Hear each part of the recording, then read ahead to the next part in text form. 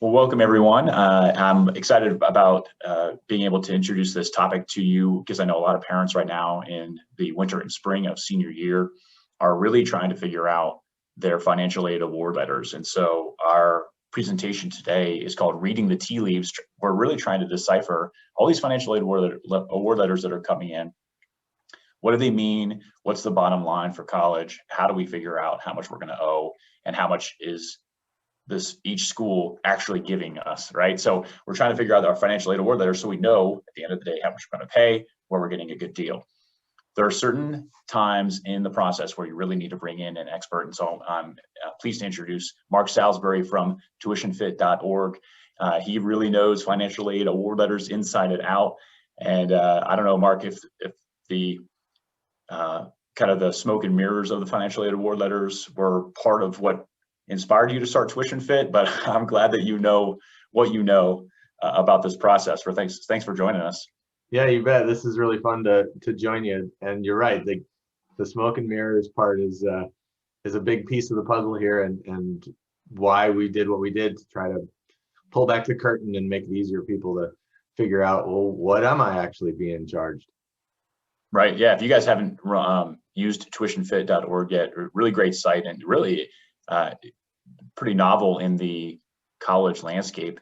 A couple of years ago, Mark and his co-founder Kimberly just started gathering financial aid award letters so that the mystery around how much you're going to pay for college, which was usually just March and April of a student's senior year, can now be revealed a lot sooner in the process. But we're going to focus on the expertise that Mark and Kimberly have from being able to just have viewed over 10,000 financial aid award letters to be able to help us decipher the mystery here.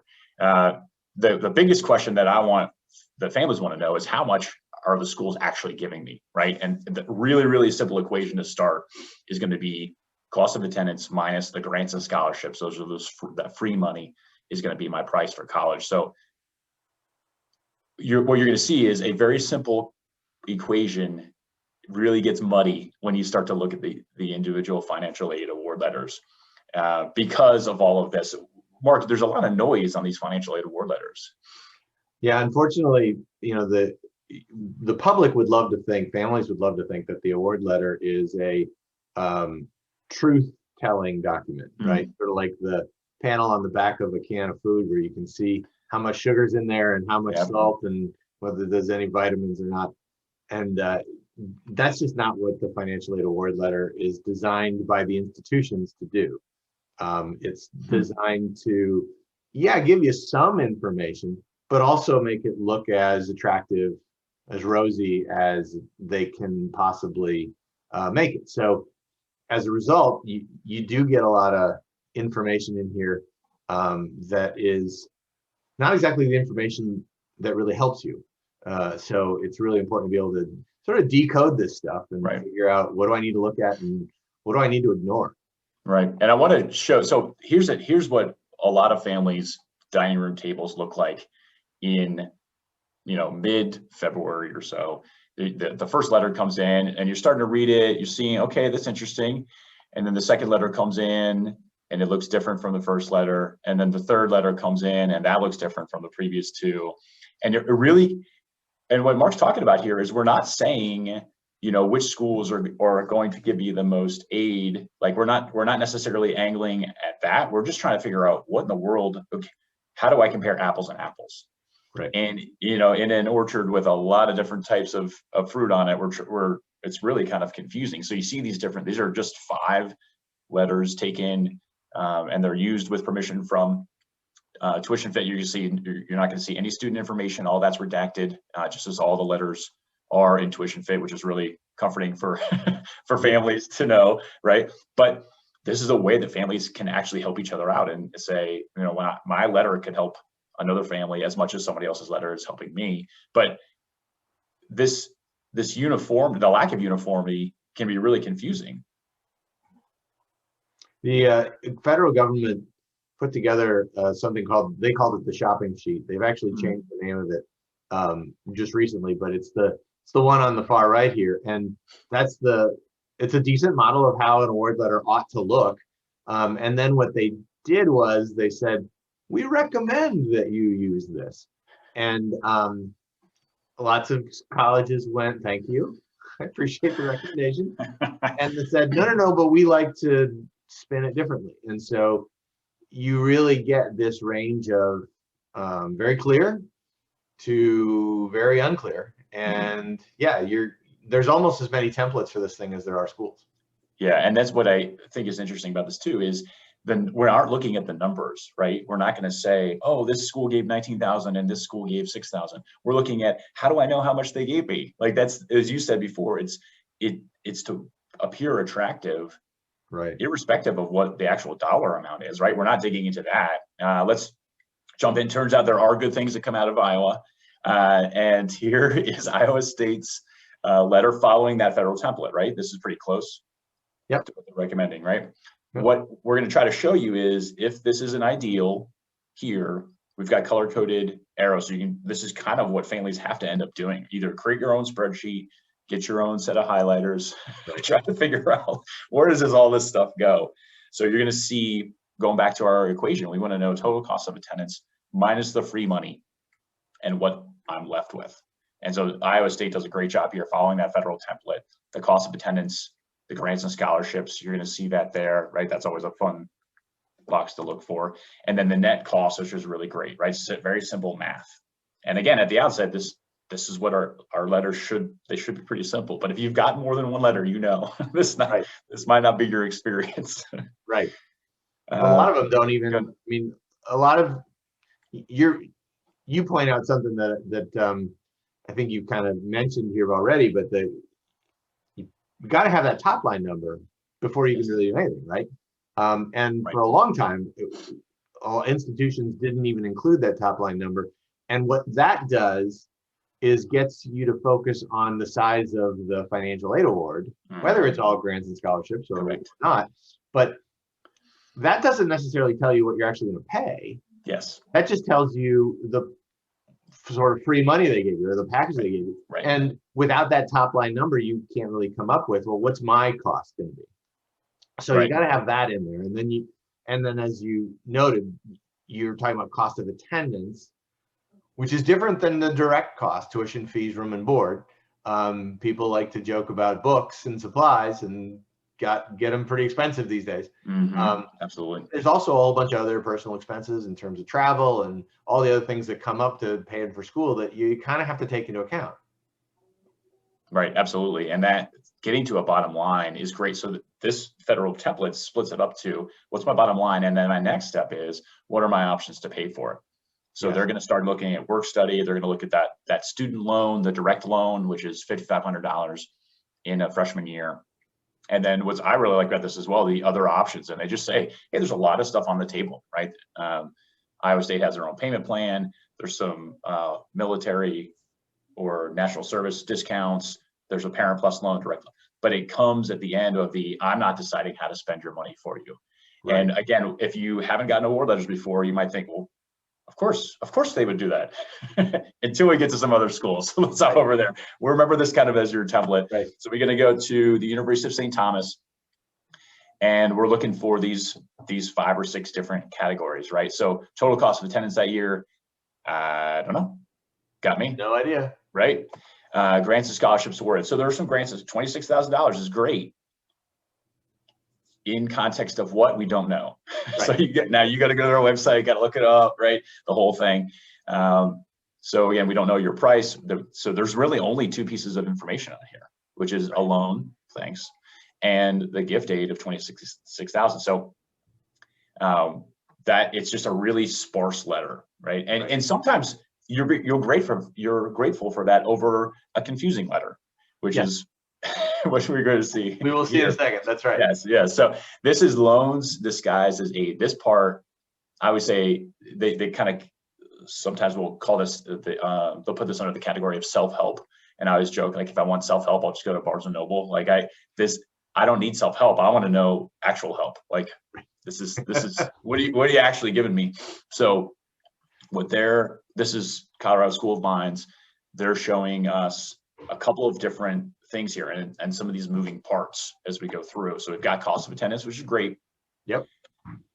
Grants and scholarships. Okay. And again, I don't care about the number. I care about, do I actually understand where this is going from? This is where this is coming from. And so $14,000 in grants and scholarships. Awesome. I'll take free money any day of the week. I don't know what my take home price is, because that's not included. And then what else is it? What's the category that all of these loans are included in, Mark?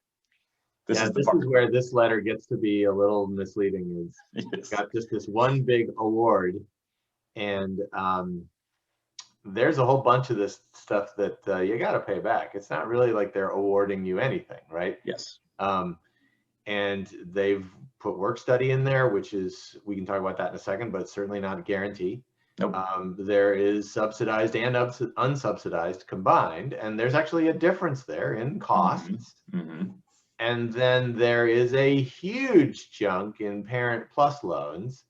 And that is by no means a guarantee, because you have to apply for a Parent Plus loan. You don't necessarily know that you qualify for it or not. Correct. And of course, the parent is on the hook for that, not the students. And all of that is under this sort of big umbrella of award. Yes. When it's not really an award, right? It's not. 14,000 is award. You probably got a dictionary on your shelf somewhere. You can look up the definition of award, but I don't think award means here's something and then you have to pay me back with interest. Correct. I don't think that's in there as a definition. Yeah. Yeah. Thank you for the privilege of applying for a loan. I would not have been able to do this without you. This part is very frustrating to me, and because I think my eye jumps to the bottom line. My eye jumps to that 54.3. Oh my gosh, I got 54.3 from Colorado School of Mines. 33,000 of that is in a Parent Plus loan that I have to apply for, and for which my monthly payment is probably going to be north of $1,800 per month for 10 years for freshman year. Like that's not a gift. That's not it's kind of like, I think about like this gift or this award is like the gym membership my mother-in-law got me last year. Thanks. That's so nice. What do you pay for it? Yeah. Yeah, I pay for it every time. So this is one where you just got to realize that, as you said, this letter is built to make the school look good. It looks like at the outset that there's some good stuff here, but it's not. And we're not beating up on School of Mines. We're going to beat up on McAllister next, right? This is another one where stop making us work to figure out how much money you're giving us. And my concern would be, why aren't you making this clear? Are you not giving us anything? Like that's kind of my problem with this. So McAllister, they do tell us what the cost is, but we still have to add it up. Like cost of attendance, we still have to do work, right? Way down in the text. Yep. Yeah, and it's buried, right? Anything in the fine print isn't what you're really promoting. So we've got to get a calculator and figure out what the cost of attendance is ourselves, and it's not related to where this other stuff is. Awesome grants, love it. The scholarship and the grant, big ticket items is awesome. And then we've got our work study. So tell me a little bit about your work study. Like what for you have you seen with students and being awarded work study versus maybe the reality? Yeah, work study is a really funny thing. It started out years and years ago as a great idea, right? Students can work and the federal government will give every institution a chunk of money that they can then put toward paying students. That the school doesn't actually have to come up with the money to pay the students. The federal government provides it, and then those students will use that money for their expenses. A couple things have happened. One is that far more students qualify for work study than the amount of money that the federal government gives any institution. And so every institution is sort of stuck with, we've got a lot more students that qualify for work study than we have jobs. Unless the institution expands their job pool and the funding coming from that institution. So there's always a bit of a, I'm not sure that as an institution we have enough money for all the students if they all wanted to work study. The second thing is that the work study jobs are not just any job. There's certain jobs that are work study and certain jobs that aren't. And as a student, you have some obligations, i.e. classes, that are offered at certain times and not at other times. And it is often the case that the work study jobs are, in addition to maybe not being all that exciting, are offered at times that don't allow you to take the courses you need to take when you need to take them.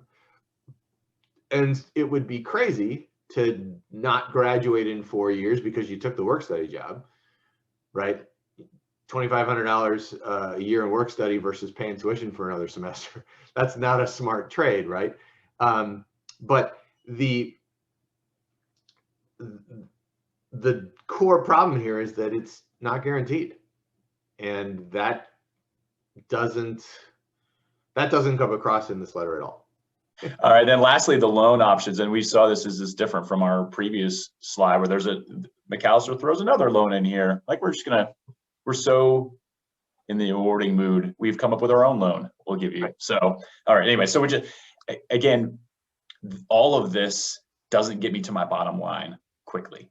I've got to go back and do some work here, and we want a clean letter because we want to make a good decision, and that the more clear, the better the decision. So the reminder for this is, how do I know how much I need to pay for college? And I did this, I redid our equation a little bit from the beginning, because I put the direct student loan in here because I think for a lot of families, especially given that, you know, the year we're heading into, it's 2.75%, depending on who's in office at the time of this recording, these things may be waived. I don't know. But anyway, $5,500 is that the student takes out is, I think, a reasonable amount of debt at a reasonable rate.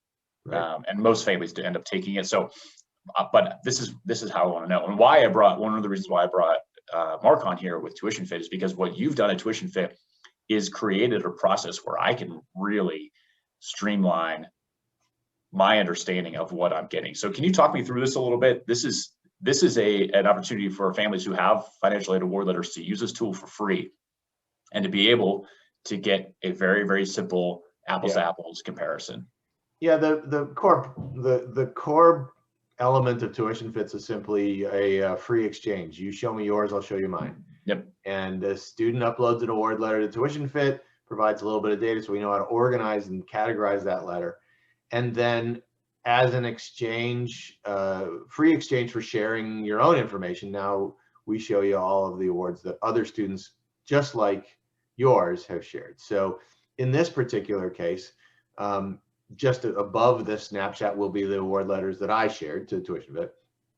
And then these actually are, Mark, these are all one students. Because I think this is the part, this is the categorizing and organizing part that I think a lot of families miss when they use it. Yeah. Is this, I have 6 letters, I'm uploading all of them, and you're going through and parsing out that the line items here. This is what I think is so important. So for a letter, you know, let's go back to the University of St. Thomas. I didn't have a cost of attendance letter on there. Yes. But if I upload it, then Tuition Fit is going to populate that for me. So this is one of a sample student who uploaded 6 letters from Tuition Fit, and what that family is able to see is I've got my sticker price, I've got my grants. We should parse there that what we're using at Tuition Fit is not the cost of attendance number. We're using a similar number, but it's not exactly the same. It's called the direct costs. Tuition fees, room and board is essentially what we use to create the sticker price, or to come up with that sticker price. And this is the number that institution's posted publicly as their sticker price. And the reason we use that number is because that allows us to compare apples to apples. Correct. The cost of attendance for most folks is going to be different just based on the cost of travel, right? If you're coming to the University of Iowa and I'm going to the University of Iowa, it's going to cost you a lot more than it is going to cost me. That's right. Right. So, so we organize all this data and start with your top line number. And then we figure out what's the grants, all the free money that's in the award letter, total that up, plug in that federal loan, whether it's subsidized or unsubsidized. And then the price to pay now is really, that's the number that's going to be on your bill. When you get a bill in the fall, what's it going to say on there? Because that's what people want to know. And so that's what that last category is. And as a function of sharing letters to Tuition Fit, now you're seeing all the other stuff that another student shared. And so now you can see all these other prices that are out there for similar students like yours, and you can start to put your own offers into context. Right. And what I love about this too, so I kind of have this split into two different, I think families need to see. One, do I understand my own letters? And Tuition Fit goes through that. They come up with this for you, especially in the context of they know this the larger picture of what's going on, right? So I had a student who used Tuition Fit, and actually it was actually to Drexel University. And Kimberly wrote back and said, hey, based on your EFC, I'm not seeing a federal Pell Grant on here. You should write to Drexel and let them know. And he did, and he got, I think, $2,000 more in free grants and scholarships. It's just nice to have somebody else look at your letter, right? To just say, am I seeing this right? I don't know what I'm looking at. This then is available within just a few days of uploading your letters. The date is available, and then so I know, okay, in my right-hand column, my price to pay now. Like I can just scan down and say, well, Drexel and Florida jump out at me for very different reasons. So that's, or South Florida for me. And then my next step is if it's something you want to do, kind of just to get a sense of, are these schools in the ballpark? Am I getting a comparable deal? What Mark talked about then is what you're able to do just for uploading one financial aid award letter is you're able to go through and see from a wide array of schools. I just picked medium-sized private schools.